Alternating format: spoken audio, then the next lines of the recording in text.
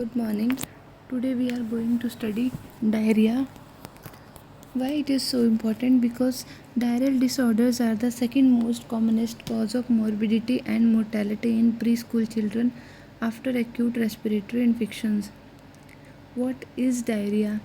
Means the definition of diarrhea. Diarrhea is defined as sudden change in normal frequency and usual consistency of stool. यहाँ पे दो चीज़ important है. Change in normal frequency means जैसे जो अगर newborn baby है, newborn baby transition stool 6 to 8 भी पास कर सकता है, इवन 10 स्टूल भी कर सकता है पर डे. पर जो उसकी नॉर्मल रूटीन सेट हुई है उससे ज़्यादा अगर वो स्टूल पास कर रहा है, या फिर जो पीडियाट्रिक पेशेंट है, पीडियाट्रिक पेशेंट्स में more than 3 times per day अगर पेशेंट स्टूल पास कर रहा है, और चेंज इन यूजुअल कंसिस्टेंसी जिसकी नॉर्मल जो फॉर्म्ड स्टूल्स है उससे अदर कोई कंसिस्टेंसी का स्टूल पास कर रहा हो, जैसे सेमी सॉलिड है या फिर बिल्कुल लिक्विड वाटरी या राइस वाटर, ऐसा कोई स्टूल पास कर रहा है तो वो डायरिया है. तो दो चीज़ इंपॉर्टेंट है, normal change in normal frequency and usual consistency. Diarrheal disorder may be classified into 3 types. First is acute diarrhea, that is diarrhea lasting less than 14 days. Second is persistent diarrhea, prolonged continuation of acute diarrheal episode beyond 14 days. अगर 14 days से less है तो acute diarrhea, अगर 14 days से ज़्यादा duration का diarrhoea है तो persistent diarrhea. Chronic diarrhea का क्या है? Persistent diarrhea as well as malabsorption syndrome means कि पेशेंट को डायरिया 14 दिन से ज़्यादा है, साथ के साथ उसको माल एब्जॉर्प्शन की स्टेट है जैसे कि ग्रहणी, तो वो क्रॉनिक डायरिया में आता है. Here we will study acute diarrhoea. It accounts for 30% of hospital admissions and approximately 15% of death in under 5 children. Apart from acute morbidity, it is an important precipitating factor of malnutrition in children. Morbidity तो करता ही करता है. It is a precipitating factor for malnutrition because diarrhoeal episode में patient का बहुत ज़्यादा nutrient loss होता है, न्यूट्रिशन एब्जॉर्प्शन कम हो जाता है, तो बेबी में माल न्यूट्रिशन के चांसेस इंक्रीज हो जाते हैं.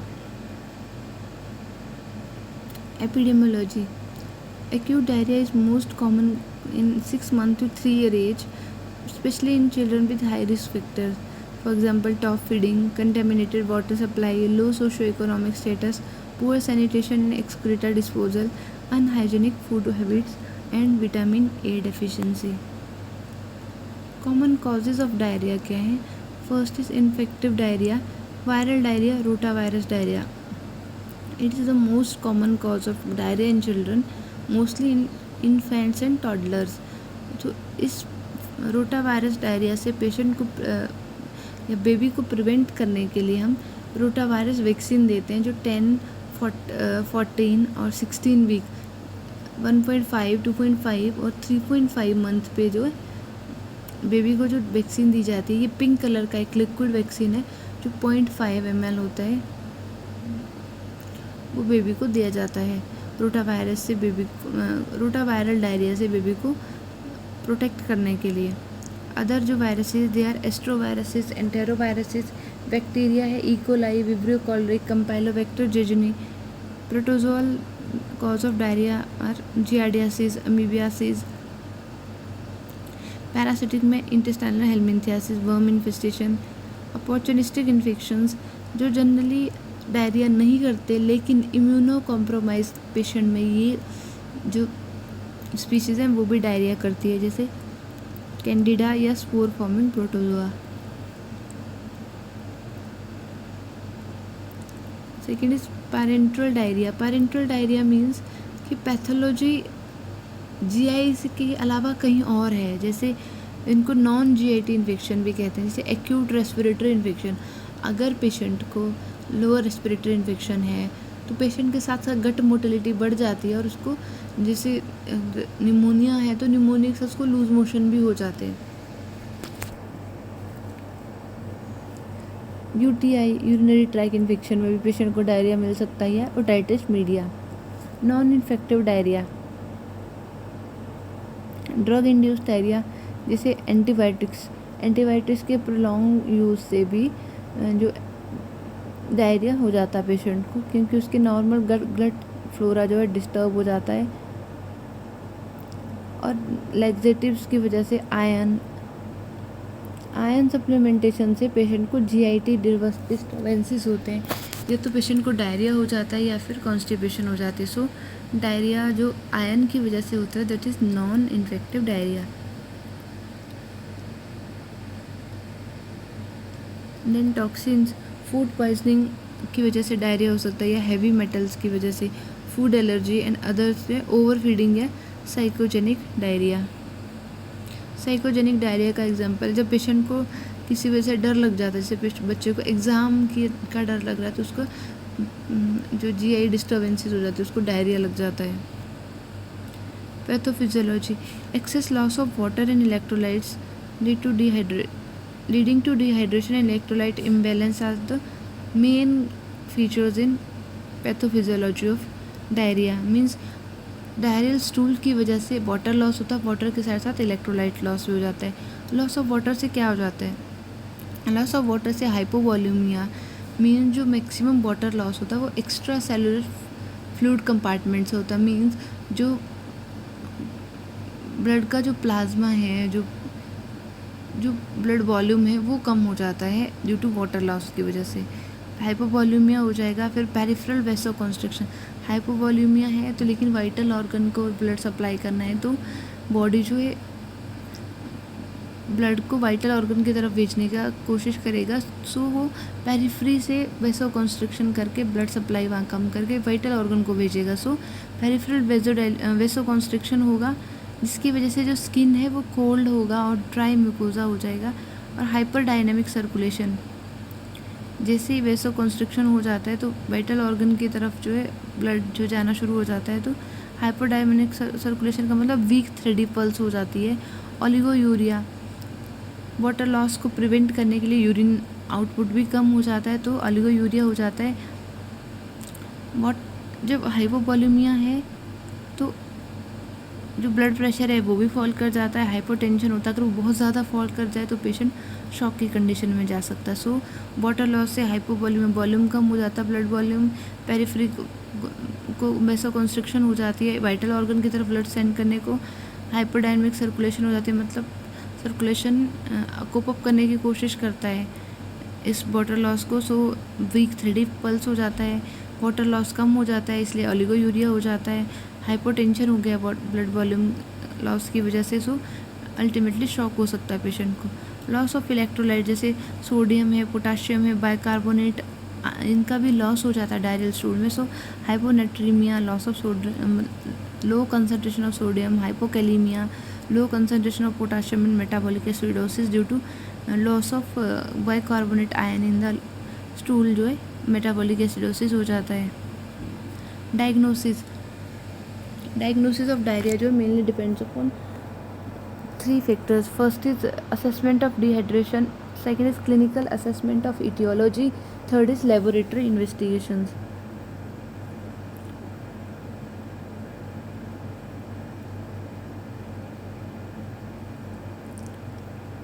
असेसमेंट ऑफ डिहाइड्रेशन में आप 2 चीज़ पढ़ोगे, sunken eyes and skin pinch. Sunken I, patient के ऐसे आइज दिखते हैं डिहाइड्रेशन की वजह से। स्किन पिंच में कि 3 सेकंड के लिए आप पेशेंट की स्किन को पिंच करते हो और उसको छोड़ देते हो। अगर पिंच करने का स्किन जो है उसी कंडीशन में रह जाए, ऊपर ही रह जाए, तो ऐसे पिंच स्टेट में ही रह जाए तो डिहाइड्रेशन है। अगर back to normal instantly skin जाए तो नॉर्मल हाइड्रेशन है। तो assessment of severity of dehydration हम कैसे करेंगे? फीचर जैसे बिहेवियर, अगर पेशेंट अलर्ट है तो माइल्ड है, मतलब नो डिहाइड्रेशन है। अगर पेशेंट का बिहेवियर ड्राउजी है तो मॉडरेट डिहाइड्रेशन। अगर स्टूपर या कोमा में पेशेंट तो सीवियर डिहाइड्रेशन। वैसे थर्स्ट है, माइल्ड में या नो डिहाइड्रेशन में पेशेंट थर्स्टी होगा, वो ईगरली वाटर पिएगा। और मॉडरेट में मार्क्ड थर्स्ट है, बहुत ज़्यादा थर्स्ट है। और सीवियर में पेशेंट जो है एकदम लेथार्जिक हो जाता है तो एब्सेंट थर्स्ट हो जाती है। आई वॉल माइल्ड में नॉर्मल है, मॉडरेट में संकन है, सीवियर में संकन है। टीयर जो है प्रेजेंट है माइल्ड में, बाकी मॉडरेट और सीवियर में टीयर्स एब्सेंट होते हैं, टंग जो है ड्राई होती है एंड स्किन जो है स्किन टर्गर जो है नॉर्मल है माइल्ड में, मॉडरेट में स्किन टर्गर लॉस्ट है और सीवियर में और ज़्यादा स्किन टर्गर लॉस हो जाएगा। पल्स जो है नॉर्मल है माइल्ड में, रैपिड है मॉडरेट में और थ्रेडी पल्स है सीवियर में। रेस्पिरेशन माइल्ड में नॉर्मल, मॉडरेट में रैपिड एंड सीवियर में एसिडोस्टिक। जो फास्ट और डीप रेस्पिरेशन होता है, deep and rapid respiration. BP जो है नॉर्मल है माइल्ड में, मॉडरेट में नॉर्मल है, सीवियर में हाइपोटेंशन है। यूरिन आउटपुट माइल्ड में नॉर्मल, मॉडरेट में ओलिगोयूरिया रिड्यूस्ड और सीवियर में एनयूरिया।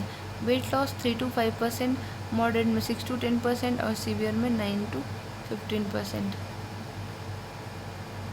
फ्रॉम क्लिनिकल बेसिस लास्ट था सिवियरिटी ऑफ डिहाइड्रेशन, हमने सिम्टम के बेस पे देखा था। अब हम क्लिनिकल असेसमेंट ऑफ इटियोलॉजी मतलब स्टूल के बेस पे क्या इटियोलॉजी हो सकती है ये फाइंड आउट करेंगे। लार्ज वाटरी स्टूल इन अपेरेंटली हेल्दी इन्फेंट्स और toddler with perianal excoriation means anus के अराउंड जो है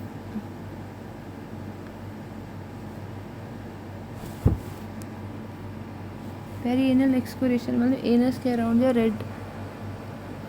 रेडिश डिस्कलरेशन हो जाता है, जैसे कि डाइपर रैश में हो जाता है। तो लार्ज वाटर स्टूल इन अपेरेंटली हेल्दी, जो बच्चा जो हेल्दी दिख रहा है और साथ में उसमें पेरिएनल एक्सकोरिएशन, पेरिएनल रेडनेस है तो रोटा वायरस इन्फेक्शन हो सकता है। राइस वाटर स्टूल है तो कॉलरा या जियार्डियासिस हो सकता है।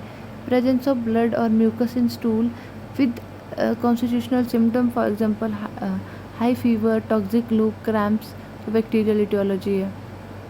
अगर foul smelling large stool in school going children है तो अमीबिक डिसेंट्री हो सकती है, ये अमीबिक रीज़न हो सकते हैं। देन वाटरी और bulky diarrhoea with fat globules especially in malnourished children तो giardiasis. Laboratory evaluation stool examination करेंगे, पीएच, रिड्यूसिंग शुगर के लिए faecal leukocyte count, fat globules, parasitic cysts होगा। जो डायरिया में जनरली जो स्टूल है वो पीएच जो उसका एसिडिक हो जाता है ग्रहणी में तो मोस्टली। तो रिड्यूसिंग शुगर, जैसे रिड्यूसिंग शुगर लैक्टोज इंटॉलरेंस में मिलते हैं, वैसे फैट ग्लोब्यूल जियार्डियासिस में। पैरासाइट्स को फाइंड आउट करने के लिए स्टूल एग्जामिनेशन करेंगे। Hanging drop preparation for rice water stool, एक टाइप ऑफ टेस्ट है for rice water stool, for rice water stool का एग्जामिनेशन के लिए। Stool culture for suspected cholera, critically sick children to exclude nosocomial infection and immuno compromise state. Specific investigation virological diagnosis of rotavirus bye electron microscopy और Elijah से rotavirus को differentiate कर सकते हैं। Last है supportive investigation for electrolyte imbalance, serum sodium, potassium और acid base balance. तो sodium अगर लेस देन 125 mg मिली इक्विवेलेंट पर लीटर हो तो ही हम ट्रीटमेंट करते हैं। नॉर्मल जो है 135 के ऊपर सोडियम होता है, लेकिन ट्रीटमेंट के लिए हम कट ऑफ है 125 मिली इक्विवेलेंट पर लीटर। और potassium less than 3.5 milliequivalent per litre है तब भी हम ट्रीटमेंट करते हैं। Now is management.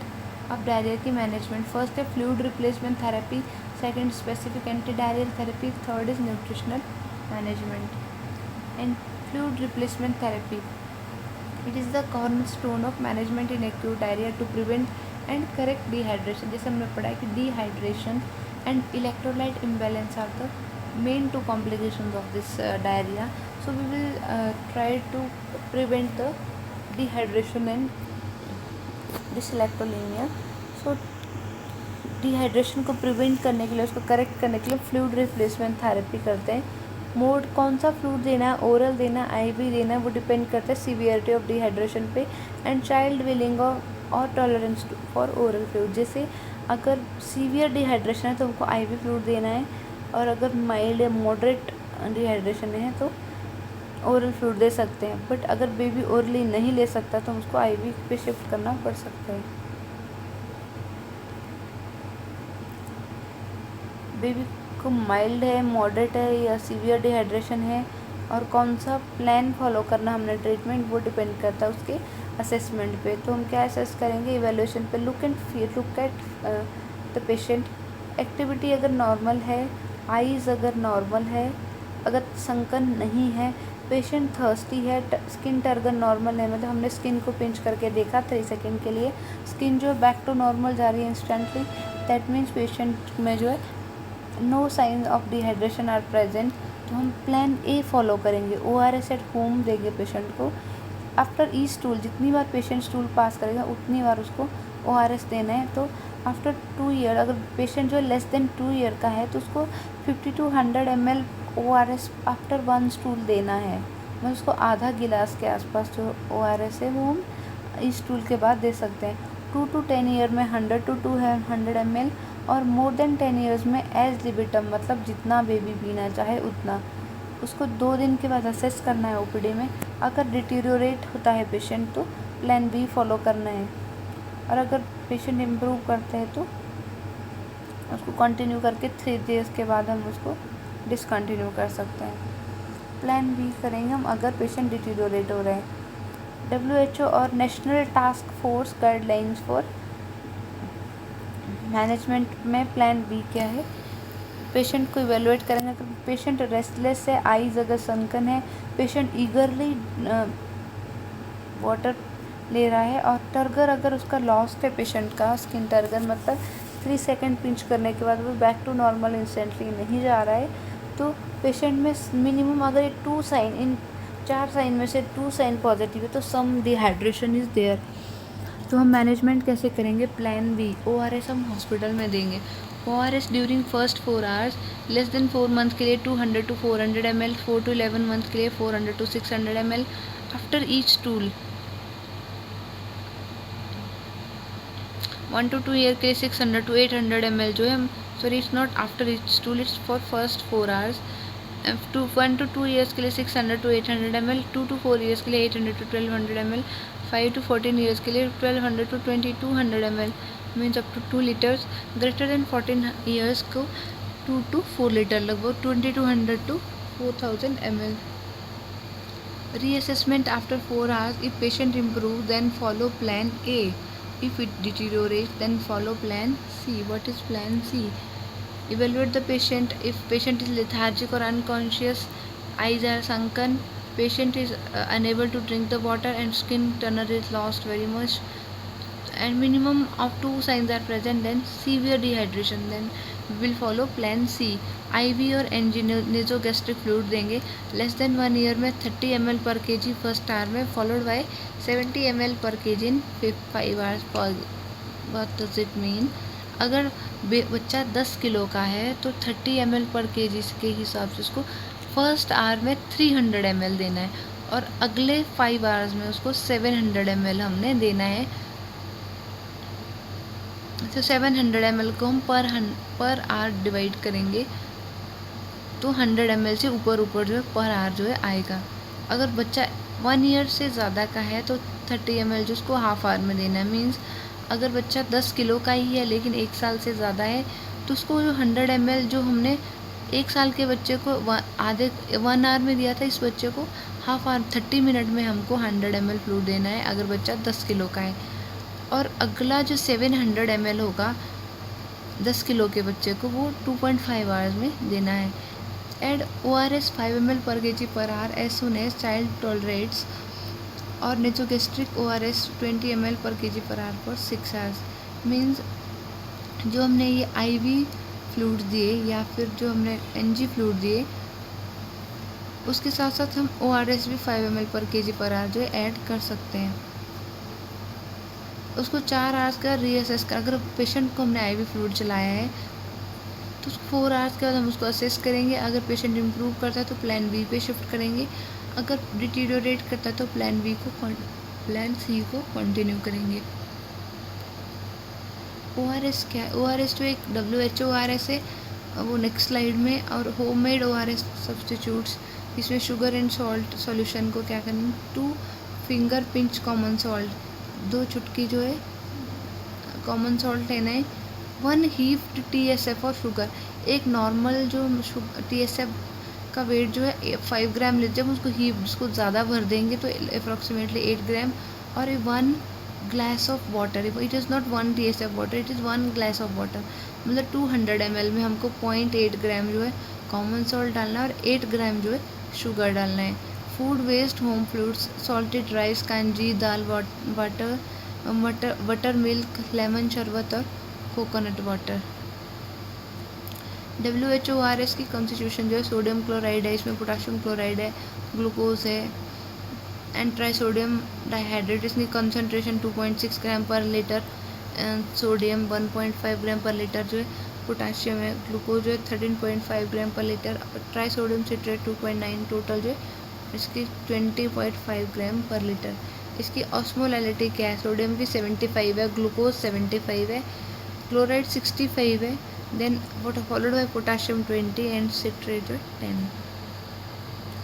Specific anti diarrhoeal therapy, इसमें 3-4 स्टेप्स हैं। First is anti microbial agents, तो जो ट्रीटमेंट है जो एंटीबायोटिक्स है या जो एंटी माइक्रोबियल एजेंट्स है वो according to micro organism depend करता है। जैसे कॉलरा है तो टेट्रासाइक्लिन दे सकते हैं पर ओरल 12.5 mg पर kg पर डोज, QID जो है 3 डेज़ के लिए, या फिर एरिथ्रोमाइसिन सेम डोज में दे सकते हैं।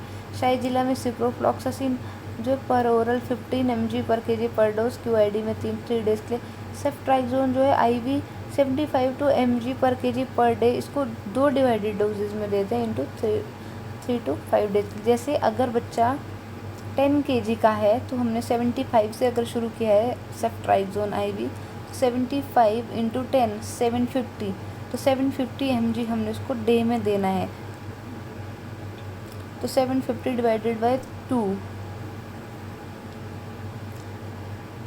तो 375 के आसपास जो आएगा वो 375 mg जो है मॉर्निंग में देना है, 375 mg जो है नाइट में देना है। एमीबियासिस मेट्रोनिडाजोल पर ओरल 10 mg पर kg पर डोज, TDS इंटू 5 डेज। अगर 10 kg का बच्चा है तो 100 mg जो है उसको मॉर्निंग में देना है, 100 mg आफ्टरनून में और 100 mg नाइट में, क्योंकि ये पर डोज है 10 mg। टोटल डोज जो उसकी 30 mg पर kg पर डे हो जाएगी। जियाडासिस में मेट्रोनिडाजोल पर ओरल 5 mg पर kg पर डोज, TDS इंटू 5 डेज। इसमें अगर बच्चा 10 किलो का है तो 50 mg मॉर्निंग में, 50 mg आफ्टरनून में, 50 mg नाइट में।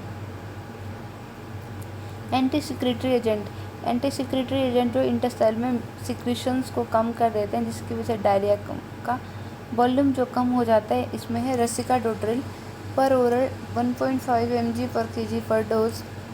देन है प्रीबायोटिक एंड प्रोबायोटिक। जो प्रोबायोटिक है वायबल बैक्टीरिया जैसे सैक्रोमाइसिस सेरेविसी या लैक्टोबैसिलस, ये क्या करते हैं कि जो माइक्रो ऑर्गेनिज्म है उनके लिए जो बाइंडिंग साइट के लिए कंपटीशन करते हैं और उनको एक्सपेल कर देते हैं।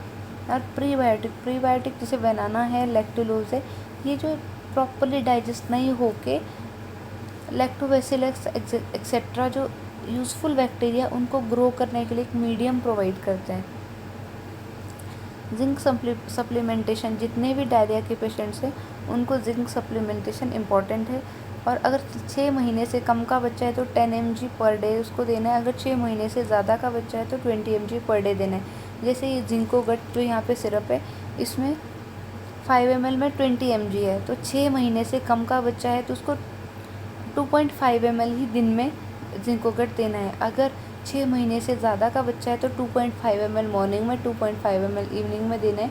तो टोटल हमको 5 mg में 5 ml में 20 mg कंप्लीट करना है, क्योंकि जिंक जो म्यूकोजल हीलिंग करता है और सीवियरिटी और ड्यूरेशन ऑफ डायरिया को कम करता है।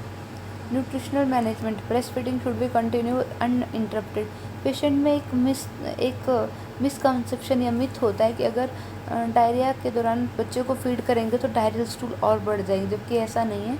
बच्चे को डिहाइड्रेशन के चांसेस ज़्यादा होते हैं, इसलिए ब्रेस्ट फीडिंग या जो फ्लूइड जो बच्चे को कंटिन्यूस देना चाहिए। No dilution is necessary in top feed children during diarrhoeal episodes.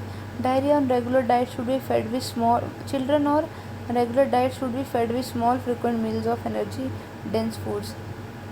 IAP and NTF recommends Indian Academy of Pediatrics और National Task Force force recommends routine zinc supplementation during until 7 days। और जो मैंने बताया था कि 6 month से कम बच्चे को 10 mg देना है। Zinc means 10 mg means 2.5 ml and 6 month से ऊपर के बच्चे को 20 mg means 5 ml, 2.5 ml morning, 2.5 ml evening. उसको जो जिंक दिया जाता है वो मैक्सिमम 7 डे के लिए हम देते हैं। Post recovery oral intake should be enhance to 125% of normal calorie diet. Post recovery जो पेशेंट को जो न्यूट्रिशनल लॉस हुआ है उसको कैचअप करने के लिए, ताकि उसकी प्रॉपर ग्रोथ हो, उसका नॉर्मल कैलोरी डाइट जो इंक्रीज़ होनी चाहिए अप टू 125%। Thank you.